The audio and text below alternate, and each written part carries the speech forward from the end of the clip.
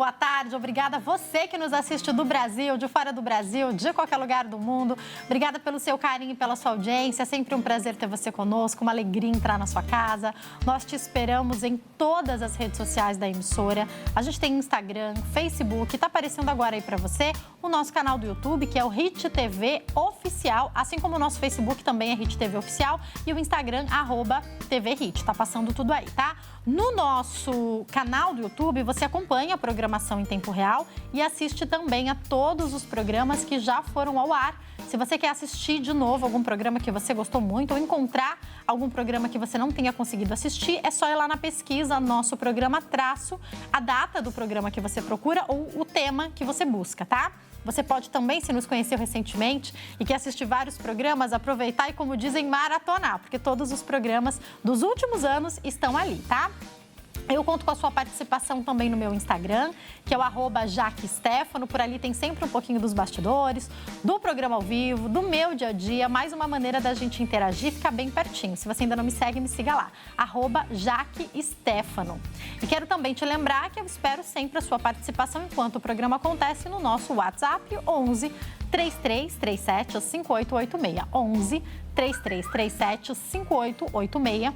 Hoje a gente bate papo sobre assunto muito importante. A gente entende sobre o desempenho educacional no Brasil. Eu falo sobre esse assunto com Marcelo Barbosa, que é pedagogo, escritor e psicanalista. Tudo bem, Marcelo? Tudo bem, Jaque. É um prazer voltar aqui no seu programa e agora com uma temática mais interessante ainda e polêmica, né, aqui no nosso país. Sem dúvida, aproveitando agora as suas formações para falar sobre o assunto, né? Sim, sim. E aí, Marcelo, tinha até falado para o Marcelo aqui fora do ar que eu quero entender, aproveitando que ele também é psicanalista, sobre as questões comportamentais que podem estar ligadas à educação no nosso país ou em alguns polos do nosso país, porque a gente sabe que a gente tem uma cultura vasta aqui.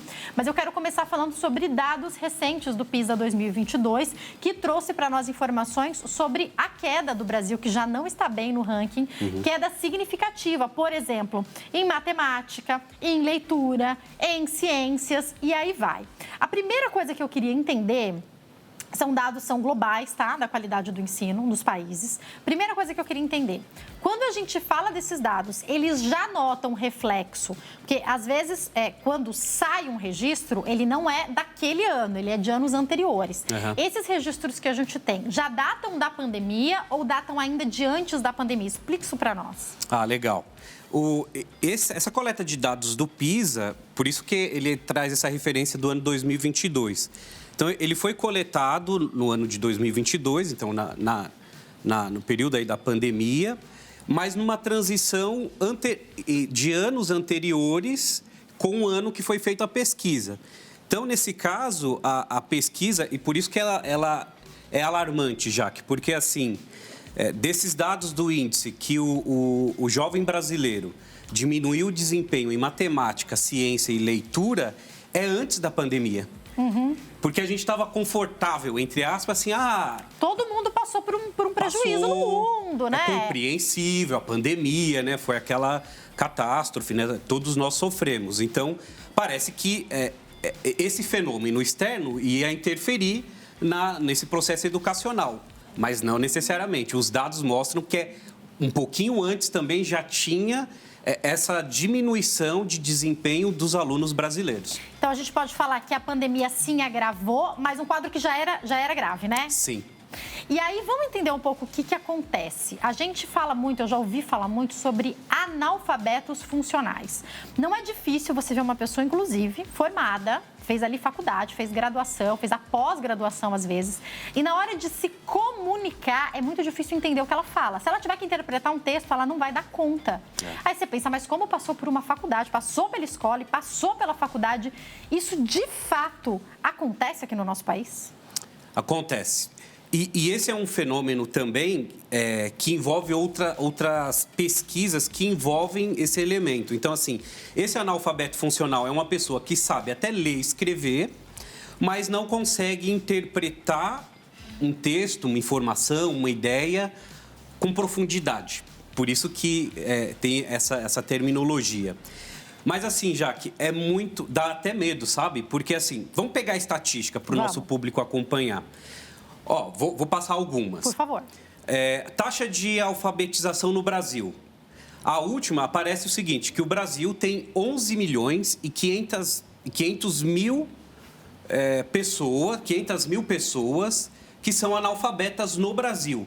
É quase o tamanho da população da cidade de São Paulo. Então, a gente tem esse índice. A gente tem um outro que o Brasil está em segundo lugar no ranking de 37 países, com jovens de 18 a 24 anos incompletos, que não estudam e não trabalham, que é uma pesquisa chamada NEM. Mas é isso, a gente até já falou sobre isso aqui, a geração NEM, né, que a gente vê por aí. Não estuda e não trabalha. Mas olha o direcionamento. Então, analfabetismo, então, o jovem que não estuda, que não trabalha. O número de leitores no Brasil vem diminuindo.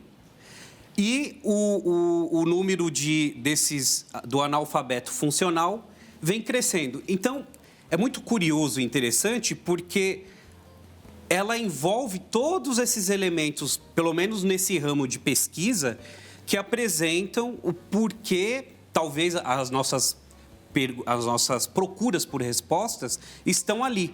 No meu caso, na minha pesquisa, do meu livro, né, que é o Favela no Divã, tanto que no volume 3... Que foi o que a gente falou, inclusive, quando você veio, né? Exato. Eu só esqueci de falar que esse volume 3, o pastor Heber Cocarelli, ele assina o prefácio. Ai, que lindo, que lindo. Igual, na minha pesquisa do livro, a gente tem outras pesquisas que auxiliam esse entendimento do analfabeto funcional. Por exemplo, o Brasil tem 16 milhões de pessoas morando em favela ou comunidade. Tá. Nas minhas pesquisas, a população carcerária no Brasil é de preto, pardo, branco, pobre, que é da favela. Já que você vai fazendo um funil, você vai fazendo uma pesquisa, tudo bate. Sabe qual que é a resposta? O Brasil, o nosso país, a gente não tem uma cultura política, econômica e social que fortalece que a leitura, o estudo é importante. E quando a gente fala de estudo, o que é um estudo? É quando você consegue ler, entender, interpretar, você consegue fazer uma leitura comparativa. Então, eu vou ler autores, pessoas que falam desse tema, eu vou entender as minhas verdades e vou entender as verdades dos outros. É como se a gente deveria ser pessoas críticas, sabe? Observadoras, curiosas. E a gente não tem isso. Vocês sabem quando a gente... Queria que você colocasse se é isso, tá? Então, eu vou pegar aqui eu como uma mulher branca. Começo a ouvir sobre racismo, ou vejo uma postagem. O que eu tenho que fazer? Eu tenho que entrar, eu tenho que pesquisar, eu tenho que entender. Não é a minha realidade, mas está dentro da minha realidade. Sim. O que eu tenho que entender sobre isso? O que eu tenho que saber sobre isso? Mas me parece que as pessoas preferem ser rasas. Como isso não me afeta, por exemplo, Sim. Isso não vai fazer diferença nenhuma na minha vida, eu leio ali uma manchete ou outra, vejo o que o meu político de estimação acha e sigo sem saber de fato. Pelo menos não precisa ser absolutamente profundo em tudo. A gente vai acabar se aprofundando no que a gente gosta mais. Mas a gente tem que entender sobre outras realidades também, não tem? Também. Fala pra gente sobre isso. E essa sua fala é muito interessante, porque assim... e quando não tem esse entendimento, aí a gente tem os exageros, né? Perfeito. Enfim. Mas o que são eu os extremos, né? Os extremos, né?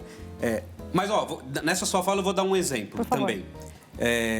Boa parte da população brasileira, no meu livro eu falo isso. Quando eu olho para minha linhagem parental, ela é preta, parda, pobre, branca, indígena, nordestina, analfabeta, favelada. A geração dos nossos pais e avós, da maioria da população brasileira, é de uma geração tecnicista, que a gente chama em pedagogia, né, nos estudos, que mostra assim, que é uma geração que foi ensinada a produzir.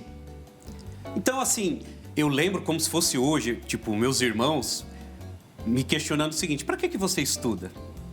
Você não precisa estudar. Olha, eu passei fome, eu tive uma vida sofrida, mas eu consegui viver sem estudo. Por que eles reproduzem essa fala? Porque essa era a realidade deles. Então, eu sou de uma geração que o estudo não fazia sentido. Eu precisava comer. Percebe, Jaque? Então, assim, falar realmente dos dados, dar uma resposta pontual é complexa, mas a gente tem esses direcionamentos que podem apontar. E o apontamento no Brasil, infelizmente, nós não temos uma engenharia do consentimento que trabalhe esses elementos, que a leitura é importante. Não é questão de você ser universitário ou não, mas de você ter uma base, de saber que você precisa Ler, conhecer. Ó, um outro dado interessante, o Brasil, no ano, tem estatística que mostram que o brasileiro lê 4 livros por ano. Em outros países, lê de 12, 16 ou a 20. Então, é cultural, não tem jeito. Você falou uma coisa e me fez lembrar. Recentemente eu entrevistei um neurocientista, Dr. Igor Duarte, e a gente falou com ele. A gente citou bastante o fato de que hoje a gente tem bastante aparelho que grava, guarda tudo para nós, e a gente não usa tanto a memória. Então você não lembra o seu número de celular às vezes. Se você precisar ligar para alguém sem o seu celular, você não vai ter decorado o número de quase ninguém. Às vezes a pessoa não decora o CEP da casa dela, mas a nossa geração capaz de lembrar o primeiro número de telefone que teve. Eu lembro o primeiro número de telefone que a minha mãe teve. Sim. Porque isso ficou registrado e tal, e daí ele falou sobre exercícios do cérebro, a gente falou sobre muita coisa. E aí, no final, Marcelo, eu falei assim para ele, doutor, se tiver que deixar uma dica de exercício para o cérebro, qual você deixaria? A resposta dele foi a leitura. Olha então, só. Trazer para o nosso bate-papo entender que todos os especialistas em suas linhas vão chegar em comum na questão da leitura. Eu sigo um rapaz que eu gosto muito, que ele é professor de matemática. Apesar de eu ter feito jornalismo, amar humanas, eu gostava muito de matemática na escola, então ele tem vários probleminhas ali que ele coloca para responder. E o que eu percebo muitas vezes, isso aqui não é conta, gente, isso aqui é interpretação de texto. A conta aqui é 2 mais 2. Sim. A questão nesse problema está na interpretação de texto, e é isso que ele fala muito. Então, como a leitura e a interpretação de texto vai ajudar em todos os nossos contextos. Parece que se fala pouco sobre isso ainda, não é, Marcelo? E sabe o motivo do porquê que esse colega falou da leitura? Por favor. Que a leitura, Jaque, ela é pessoal. Por exemplo, se eu falar do meu livro aqui, o Favela no Divã 3, as pessoas vão ter uma percepção. Mas quando você lê, você tem a sua percepção, o seu mundo comparado a outro. Tanto que, por exemplo, hoje eu estou atuando um pouco em consultoria no nosso ramo de igreja, né? Uhum. Porque, por exemplo, o cristão, ele é leitor, né? Aliás, ele tem que ser, né? Porque quando você falou o número de livros, se a gente pensa o tanto de livros da Bíblia que a gente lê no ano, Exato. Junto com os outros, né? Exato. Acho que a gente é uma população que deveria, pelo menos, ler, né? Claro, claro. Até porque a Bíblia é a nossa fonte de fé, né? Exatamente. Mas tem um dado interessante, porque assim, ler é diferente de estudar. Perfeito. Então, assim, é muito mais fácil e agradável a gente ir no culto, ouvir um pastor interpretando. Mas se você não lê, se não é você com a palavra aqui, parece que você perde. E esse é o mesmo sentido do efeito da leitura secular. Você tem que ler, você tem que interpretar. E a gente tem um outro elemento, uma pesquisa que eu venho realizando, Jaque, que, por exemplo, a gente tem um outro problema. Quando você sai dessa fase de não leitor e você começa a ler, nós viramos radicais. O que seria isso? Aí ou você só vai ler livros religiosos, ou livros acadêmicos, ou só gibi. Olha que doideira. Então, assim, quando a pessoa melhora um pouquinho, ela só lê a mesma coisa. Por isso que, na minha fala anterior, eu tentei dar essa ênfase. Nessa questão de desempenho, é isso que deveria ser trabalhado, que a gente precisa elevar essa curiosidade crítica, que há outras pesquisas que mostram também, já que a geração atual perdeu.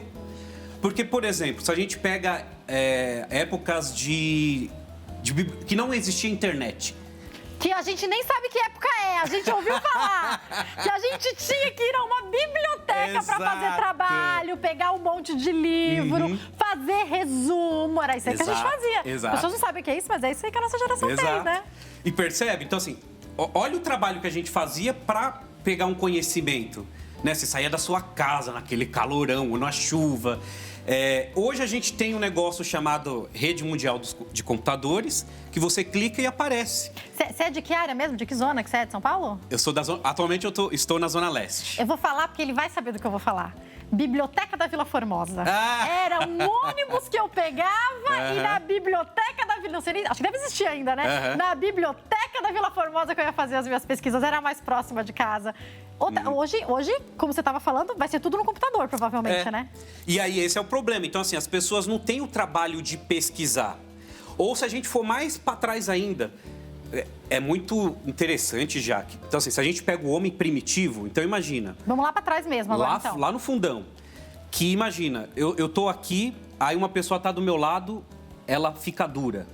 Aí você começa a apertar ela, ela não fala.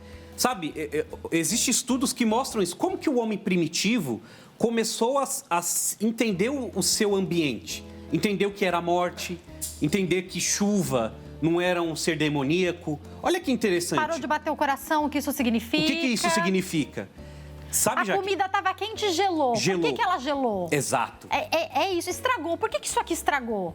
A gente Por que eu vou usar sal para conservar? Da onde veio isso, né? Dos experimentos, né? Dos experimentos. E a gente perdeu isso, porque a gente tem tudo. Eu vou no mercado, tem tudo, eu não preciso me preocupar. Será que amanhã, esse horário, vai ter leite, pão? Vai ter. Então, parece que, assim, por isso que quando eu digo a questão social, ela também influencia. Um outro elemento também é essa nossa era digital. O consumo de internet ou o consumo de tela no celular ou notebook também atrapalha. Eu vou deixar isso aqui num asterisco para a gente voltar, porque você falou um negócio que eu preciso pegar agora.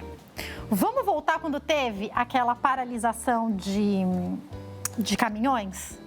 Viramos primatas. Eu não sei se você com certeza acompanhou. Claro. As pessoas começaram a invadir supermercados, acabaram com todo o papel higiênico. Gente, pelo amor de Deus, no mundo globalizado que a gente vive, quanto tempo ia demorar para o alimento chegar? Não sei qual o fascínio com o papel higiênico. Parece que acabou o papel higiênico de todas as gândulas. Todo mundo quis fazer estoque. Não dava para você dividir 2 pacotes de uma coisa para você, 2 pacotes para coleguinha. Você queria os 4 que tinham. Porque... Então, aí também eu acho que depende com o que a gente se conecta, né? Porque olha o que pode acontecer com o ser humano. Eu não sei o quanto vai a questão da educação, o quanto vai a questão da cultura, o quanto starta o que tem da antiguidade em nós. Então, quando a gente chega num momento como esse, a gente parece que zera tudo que a gente aprendeu também. Tem a ver, talvez, com essa falta de educação em si, porque em outros países não foi assim, né? Situações parecidas que acontecem não fazem as pessoas fazerem a mesma coisa. E olha que interessante isso que você falou. E olha como é cultural também. Então, assim, Jaque, parece que é repetitivo, mas falar em desempenho educacional no Brasil envolve tudo isso. Tem tudo a ver, né? Tem tudo a ver. Ou se a gente for pegar um outro elemento, conversa com qualquer professor da rede pública, da favela ou da periferia, como que estão os alunos. É isso, o professor vai dar aula, o aluno está com um fone, ele não tem uma obrigatoriedade dele estudar, ele só precisa ter uma carga horária, ele responde. Provavelmente ele vai passar direto, como dizem, né? Então, é tudo isso. Então, a gente está falando... Por isso que essa é a resposta. É um condicionamento cultural. A gente não tem. A gente não tem algo que se repete, que mostre, ler é importante. Porque é isso que é trabalhado. Né? Quando a gente estudou comunicação social, Jaque, você sabe, o poder do marketing. Ele é poderoso. Uma mensagem que é repetitiva, de tanto você ouvir, e na minha área que é na psicanálise ou a psicologia, vai para o seu inconsciente e ele começa a entender que aquilo é verdade. Óbvio que a gente também não está falando de manipulação, mas é um caminho. Mas também poderia falar da manipulação. Mas também poderia. Mas aí você falou uma coisa que agora fiquei com uma dúvida aqui. Pela sua experiência, tá? Quero pegar suas pesquisas agora e entender. O acesso ao mundo digital que o jovem de classe média e de classe alta tem é igual ao acesso digital que o jovem pobre tem? Olha, eu não lembro agora de estatística, mas empiricamente, sim. Isso, quero saber empiricamente, sim. A sua percepção. Sim, a molecada tem internet, tem dados, consome, aliás, até demais, né? Tanto que é isso, ele troca a escola que ele deveria estudar para consumir ali música, vídeos. Então, o acesso é bem próximo. Tanto como que a gente vê aqui, por exemplo, algumas plataformas, não vou falar o nome de uma que eu detesto, inclusive, que você vai passando ali um vídeo atrás do outro, todas as classes sociais estão ali, né? Estão ali, exato. Então, essa questão do acesso, então, sim, existe, né, esse elemento ali próximo. E é bem interessante que eu esqueci de reforçar nesse do PISA, Jaque, que apareceu também que classe média e média alta também diminuiu o desempenho escolar. Então, assim, aí é muito interessante, porque aqui eu tô tentando apresentar dados sociais e tal, mas a gente vê que, então, assim, se uma pessoa de classe média e média alta também diminuiu o desempenho escolar, o que seria? Onde é que está esse buraco, aonde essa lacuna? Exato. Que não é, então, somente... Pode ser intensificado em algumas classes, mas não é somente nessas classes, né? E aí, nisso que você falou, o consumo de internet atualmente favorece isso. É só fazer um comparativo simples. Olha lá no celular, quanto tempo você fica no celular e quanto tempo você fica estudando. É simples. Hoje, por exemplo, Jaque, eu leio 4 livros por mês. E aí, às vezes, as pessoas falam, mas o que você faz em casa? Mas eu sou um prestador de serviço, eu sou pai de família, eu sou um estudioso e eu consigo ler 4 livros por mês, dedicando horas, brincando Você com os... tem a sua vida também, tenho a minha vida né? também. Que as pessoas falam, mas onde arruma tempo? Arruma tempo, sim. Arruma. Provavelmente não fica stalkeando a vida das pessoas no Instagram, que é o tempo que muita gente perde e nem sabe, né? Sim, sim.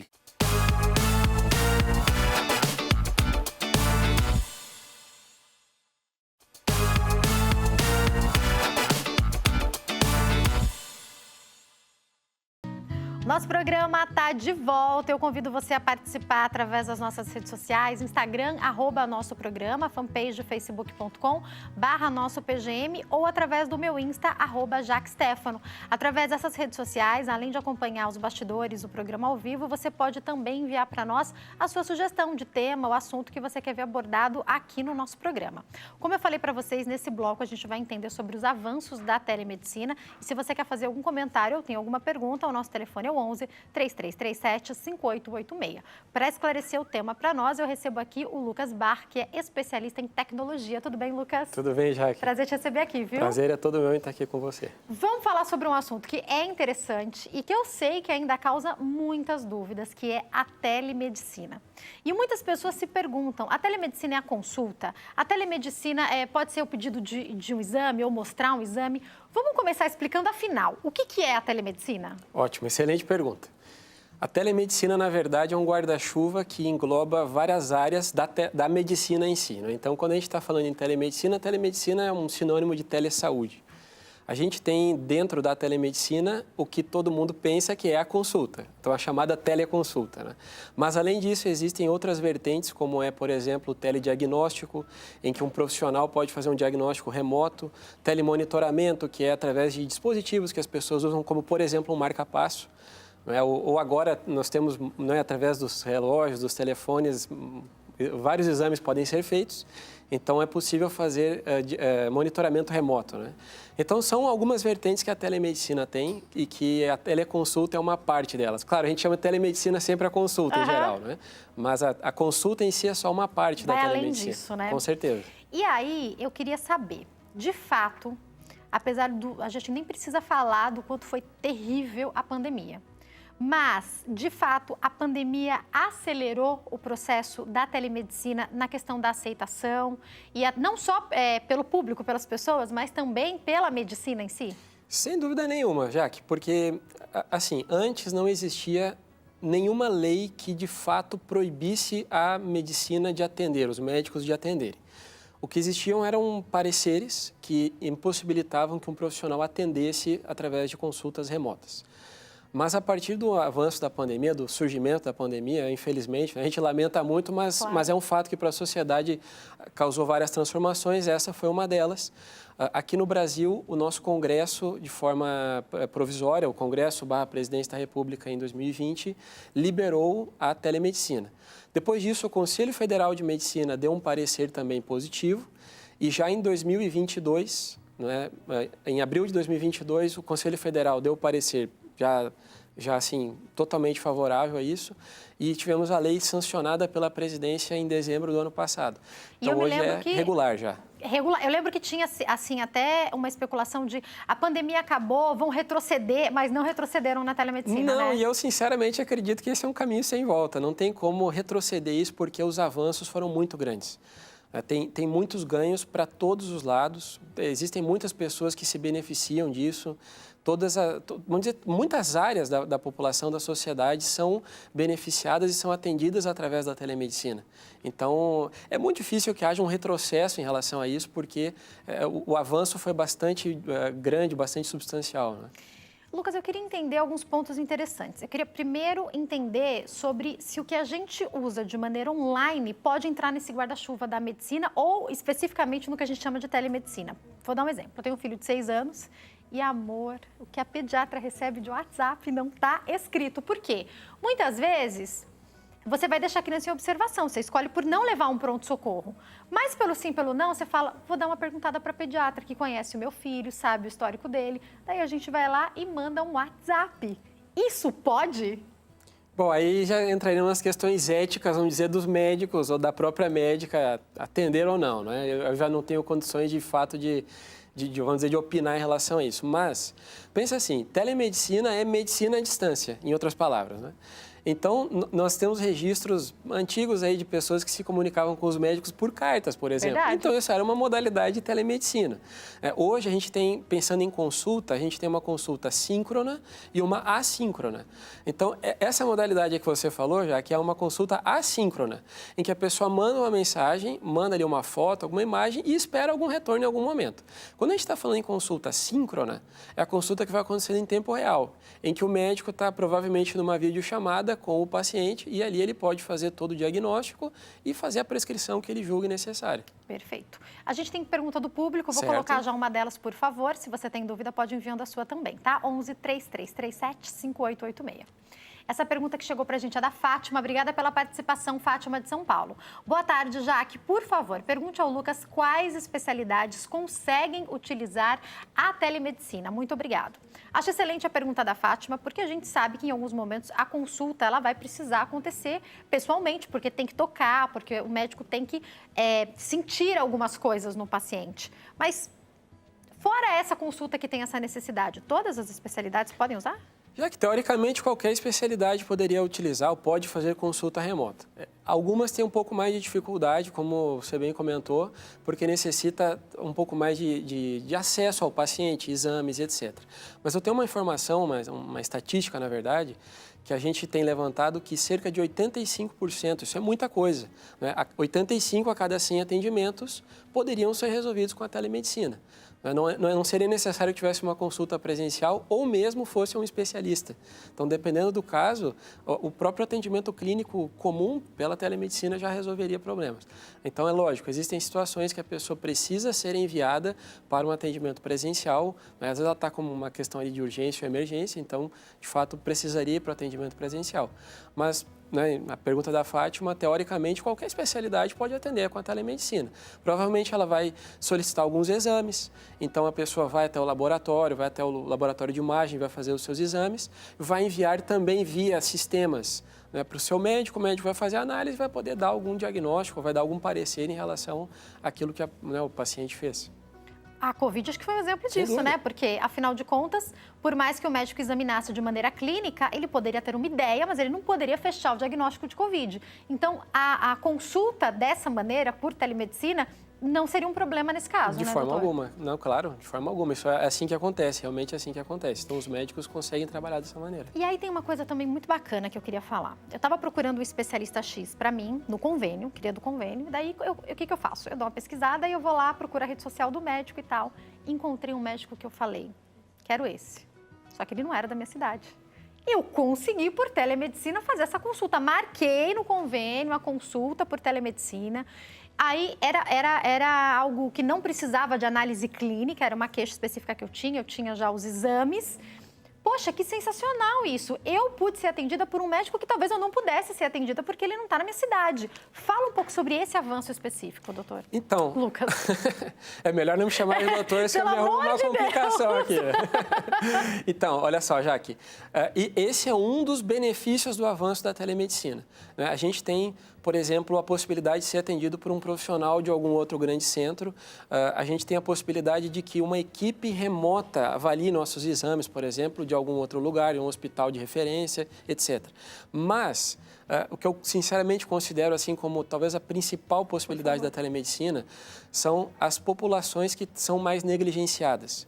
Nós temos grande parte do nosso país, lamentavelmente, que tem muita dificuldade de acesso à saúde. Então, se a gente vai pensar em lugares muito afastados, muito remotos, cidades muito pequenas, às vezes não tem profissional nesse lugar ou tem um. Então, as pessoas precisam ficar em fila durante muito tempo e a telemedicina propicia que essas pessoas sejam atendidas. Então, ali, né, com todas as dificuldades que elas têm, naturalmente, mas é possível que um profissional a atenda. E estando esse profissional em outro lugar, sem necessidade nenhuma de que ele esteja lá, salvo casos, né, que, vamos dizer, dentro dessa massa de dados, seria um volume aí de 15 a cada 100 consultas, né, em base. Perfeito. Quero aproveitar e falar mais sobre esse tema que você toca agora, Lucas, que é o que a gente sabe que acontece. Eu conheço várias pessoas, agora eu vou falar aqui que dependem do SUS, mas às vezes, mesmo que a pessoa tenha convênio e ela mora em determinada cidade, não tem a especialidade que ela precisa. Exatamente. Então, muitas vezes o clínico falou, acho melhor pedir esse exame, mas o clínico fala, você precisa ir em um especialista X. A pessoa já tem o exame, talvez em algum momento ela tenha que ir para outra cidade, talvez o médico marque algum dia para ela ir até lá para um exame clínico pessoal, mas de repente para ver aquele exame, para conseguir acesso a um especialista que talvez ela não fosse conseguir fazer essa viagem, talvez isso não fosse acontecer de maneira nenhuma. Então, melhor que haja a telemedicina, porque talvez a pessoa falasse, eu não vou até lá. A gente sabe que existe, muitas vezes o governo manda uma van, você consegue ir para a cidade vizinha, mas isso não é tão simples, né, claro, Lucas? Com certeza. Isso é um transtorno, às vezes, para a pessoa. Precisa perder um dia inteiro, por exemplo, por vezes aguardando em uma fila para ser atendida, às vezes se deslocando. Chega no dia, o médico não tá. A gente sabe de muitas histórias assim, sim, né? A pessoa esperou, às vezes, 2 meses, aí a hora que ela chega, naquele dia o médico não estava, vai demorar 2 meses de novo. Infelizmente, isso acontece, é verdade. Então, de fato, a telemedicina, nessa área, vamos dizer, da teleconsulta com o especialista, puxa, ela atende muita gente que possivelmente levaria muito tempo até ser atendido. A gente tem, por exemplo, já aqui, algumas cidades de porte médio, assim, muito menores que São Paulo, por exemplo, que tem filas enormes, filas de 3 mil consultas, por exemplo, com uma única especialidade. Uau! Então, só que não tem especialista, às vezes, no município, não é? E necessitaria fazer um processo de contratação, concurso, etc., para trazer um profissional que pudesse atender. Imagina essas 3 mil consultas. Imagina esse um profissional sendo contratado, Exatamente. Quanto tempo esse um profissional contratado iria demorar para essas 3 mil consultas? Exatamente. Então, se nós estamos falando de atendimento de telemedicina, nós poderíamos contar com uma equipe de profissionais espalhados pelo país, por exemplo, e até mesmo fora do país, não é? Que atendesse a população de determinado município, de determinada localidade, sem nenhum problema, fazendo com que essas pessoas, muitas vezes desassistidas, tivessem a assistência que precisam. Agora, fala pra gente, Lucas, o que a legislação diz a respeito de consultas em outro país? Isso pode? Pode, claro, não tem nenhum problema. O que acontece é assim, ó, por exemplo, pensando, vou te dar um exemplo de um país, Estados Unidos. Um brasileiro que se encontre nos Estados Unidos, ele pode ser atendido por um médico brasileiro que esteja aqui no Brasil sem nenhum problema. Tá? O que ele vai ter um pouco de dificuldade é com a prescrição. Tá? Então, porque uma receita médica aqui do Brasil, lá nos Estados Unidos, não vale muita coisa, né? É simplesmente uma prescrição geral que um médico aqui fez, mas para o sistema americano não vale. Então, seria necessário que lá nos Estados Unidos ele conseguisse um serviço que fizesse a validação dessa receita. Mas a pessoa pode ser atendida, não tem nenhum problema. Eu poderia estar em qualquer outro país e consultar com o meu médico. A questão é que talvez em outro país eu não consiga ter acesso a uma medicação, Exato. Por exemplo, né? Inclusive, existem remédios que aqui no Brasil se pode vender assim, qualquer pessoa chega em uma farmácia e compra, em outros países não. Nos Estados Unidos, por exemplo, é bastante comum, não vou citar nenhuma medicação aqui específica assim, mas acontece remédios assim, que qualquer pessoa chega na farmácia e compra, lá não consegue.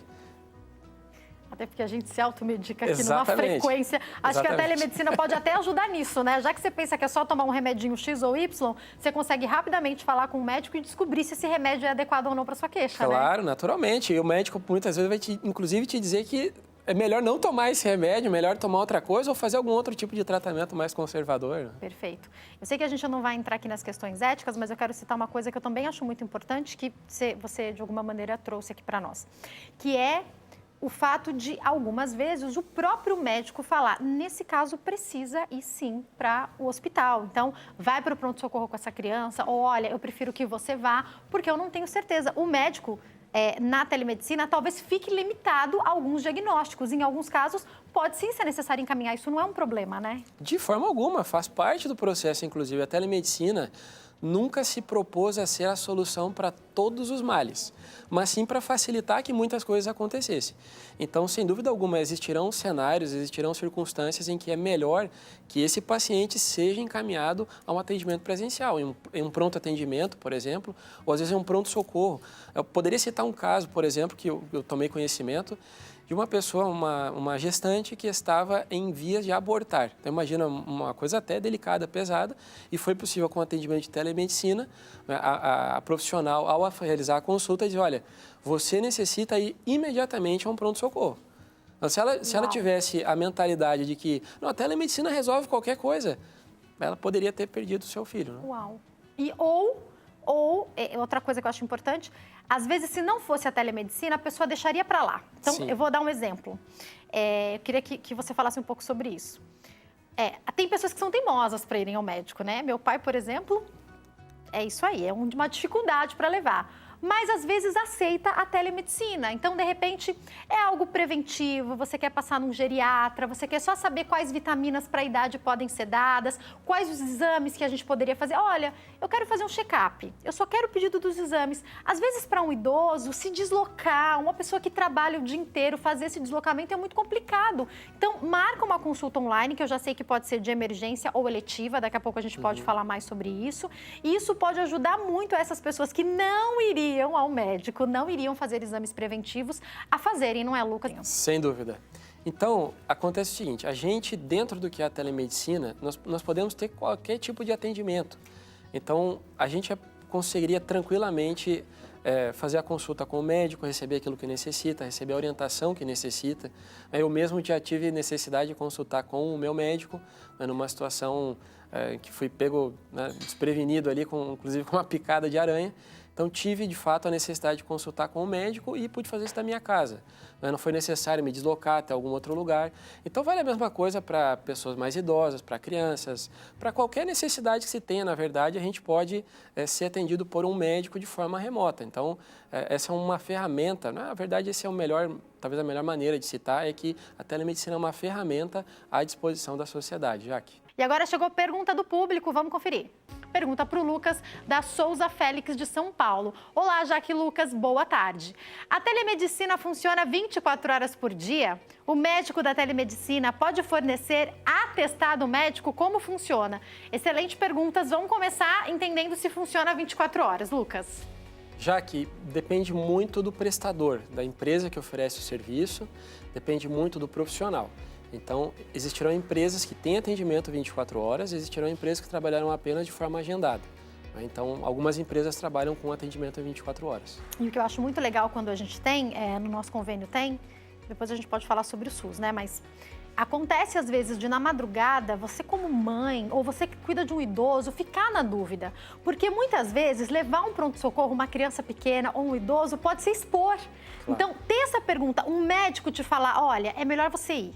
Ou um médico te falar, não precisa ir nesse caso, é muito importante até para te dar um amparo, porque é uma responsabilidade levar alguém que é mais frágil, como eu falei, peguei aqui os extremos, né? A criança e o idoso, para um pronto-socorro, por exemplo, Sim, não é? Sem dúvida nenhuma. Então, a telemedicina colaboraria tranquilamente em relação a isso. E ali mesmo a pessoa já tem a solução, às vezes, para o que ela precisa. Por vezes tem uma farmácia próximo também. Verdade, ali já sai com a que já prescrição. entrega às vezes 24 horas. Exatamente. E pronto, né? Então, antes de perguntar do atestado, é possível, por telemedicina, qualquer tipo de receita médica, até de remédios controlados? Alguns sim. Então, os médicos trabalham hoje com algumas receitas coloridas. Tá? Algumas medicações que entram nas receitas coloridas, ele não pode por telemedicina prescrever. Tá? Aí tem algumas categorias, não claro, creio que seja o caso aqui nesse momento, mas algumas categorias de medicação o médico via telemedicina não pode prescrever por lei. Mas geralmente aquelas que são imediatas são... Assim, um exemplo é o antibiótico, que é uma das coisas mais consumidas, o médico pode prescrever por telemedicina, sem dúvida nenhuma. E ela fez a pergunta sobre atestado médico. Pode ser emitido um atestado médico em uma teleconsulta? Pode, sem dúvida nenhuma. O que acontece é assim, toda prescrição feita por um médico, dentro de um prestador sério, ela sai assinada digitalmente por um certificado digital no padrão ICP Brasil. Esse certificado tem como ser validado também, né, por algum leitor de certificado digital, como as farmácias têm hoje, por exemplo, para validar a receita que é emitida. Então, a mesma coisa pode acontecer. As empresas teriam que ter esse leitor também, é isso? Sim, existem ferramentas na internet, sites na internet. O próprio Conselho Federal de Medicina tem uma ferramenta para fazer a leitura de documentos assinados digitalmente. Tá? Perfeito. E acho interessante a gente falar isso, porque você já deve ter ouvido ou já aconteceu com você. A pessoa passou mal no trabalho e ela sabe. E, infelizmente, olha, eu estou falando de São Paulo, mas eu já ouvi isso repetidas vezes. A pessoa sai do trabalho, ela fica 5 horas para ser atendida no SUS. E eu estou falando de pessoas que já me disseram que saíram daqui e ficaram quase o dia inteiro. E a pessoa fica passando mal no hospital. E às vezes é de fato um mal-estar. Às vezes é porque a pessoa vai gripar e a pessoa fala, não é possível. Eu queria ter ido para minha casa descansar. Às vezes a pessoa fala, é melhor eu ficar no trabalho, então, que eu vou sair mais rápido do que se eu for, por exemplo, a um pronto-socorro. A telemedicina pode ajudar nisso também, né, Lucas? Totalmente. Mais uma situação, né? Totalmente. Claro, porque imagina, uma pessoa ela tem um mal-estar. Dependendo do nível do mal-estar, ela vai para um hospital ser atendida, aquele protocolo que nos coloca uma pulseirinha verde, vermelha, laranja, etc., vai colocar a pessoa ali no final da fila, porque ela não tem uma situação de emergência ou de urgência. De repente ela só comeu alguma coisa que fez mal mesmo, Exato. Mas não dá para ficar no trabalho aquele dia, né? Exatamente. Então, ela conversar com o médico, sem dúvida, pode dar ali um atendimento para ela, uma orientação. E se o médico julgar necessário, isso é uma coisa importante. Perfeito. Tá? Se o médico julgar necessário, ele pode emitir o atestado. Porque o paciente ele tem direito de receber do médico um atestado de que ele compareceu em uma consulta.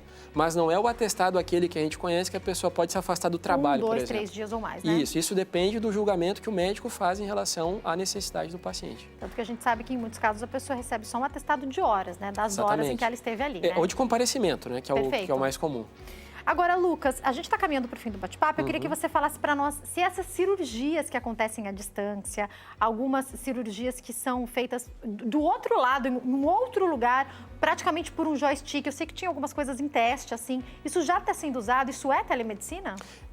Claro, isso é telemedicina já, que sem dúvida nenhuma. E a gente teve uma situação aqui no Brasil, há poucos meses atrás, uma iniciativa do HCOR aqui de São Paulo. Se eu não estou enganado, fez uma cirurgia em 16 ou 17 crianças no Maranhão. Crianças que tinham cardiopatias, tinham problemas cardíacos e que, graças à intervenção do médico aqui em São Paulo, puderam ser salvas. Literalmente salvaram suas vidas com a cirurgia à distância. Então, sensacional. Não, sensacional. Isso é assim, é inexplicável, né? E algumas pessoas, às vezes pelo estado que estão, não aguentariam a viagem, né? Sem você fala, dúvida. não, mas vai transportar, mas às vezes não tem indicação para transportar essa pessoa, né? E o custo disso, e o custo de transporte, porque é uma criança. Então, nós estamos falando de uma criança que vem com um adulto que lhe acompanha. Exatamente. Onde vão ficar, transporte, alimentação, hospedagem, etc. Até ir para o hospital. O custo de colocar num hospital aqui em São Paulo, dependendo do hospital, será muito maior do que no lugar em que ela se encontrava. Enfim, toda a logística que envolve isso, e foi possível, com essa iniciativa, salvar próximo a 20 crianças que literalmente estavam com a sua vida em risco. Queria que você falasse para nós, para a gente finalizar, Lucas. Você falou no começo, mas eu queria reiterar. As situações como essa que você citou, ou tantas outras que a gente citou aqui, como no seu caso que você falou da picada da aranha, né? Situações assim, que a telemedicina tem ajudado tanto, devem continuar acontecendo? Você acredita que a telemedicina cresça ainda mais? Que cirurgias como essa vão acontecer mais vezes espalhadas pelo país? O que a gente espera para o futuro em relação à telemedicina? Um avanço que, na verdade, a gente não tem como prever o tamanho completo. Porque cada dia que passa, mais pessoas vão tomando contato com a telemedicina, vão se familiarizando com o processo, vão vendo isso como algo mais natural. Mais médicos também vão entendendo que é uma ferramenta para ele usar no trabalho dele, como quaisquer outras, né? Ele não vai perder pacientes por isso. E a ciência como um todo vai avançando nas suas pesquisas. Então, esse exemplo que você deu de cirurgias robóticas, uma coisa é um equipamento feito, vamos dizer aqui no final da década anterior. Outra é daqui 5, 10 anos, em que nível que isso vai se encontrar. Então, a gente tem uma expectativa muito grande de aparelhos, de dispositivos, de muitas coisas que vão se desenvolvendo e que poderão fornecer cada vez mais possibilidades de salvar as vidas das pessoas. Então, a telemedicina vai avançando de acordo com os avanços tecnológicos também, Totalmente, né? é lógico. E a utilização de robôs que vem crescendo em todo mundo, né? Sem dúvida, claro. Porque imagina, no período que a gente enfrentou aqui da pandemia, a gente conseguiu lidar como um todo com isso em virtude de nós termos já também tecnologia para fazer isso, né? As reuniões remotas, etc., que nos ajudaram muito. Bom, vou te convidar para voltar mais vezes. Amei esse assunto, acho que a gente esclareceu muitas dúvidas importantes para o nosso público. Quem quiser entrar em contato, eu vou deixar o Rapidoc Brasil. Rapidoc Brasil é o Instagram e o site rapidocbrasil.com.br. Tem também o telefone que é 51 98314 0497. Certo, Lucas? Certo, Jaque. Muito obrigada, viu? Foi um prazer te receber. Eu é que agradeço pela oportunidade. Obrigada a você pelo seu carinho e pela sua audiência também, viu? É sempre um prazer ter você conosco. Eu te espero aqui amanhã, se Deus quiser. Tchau, tchau.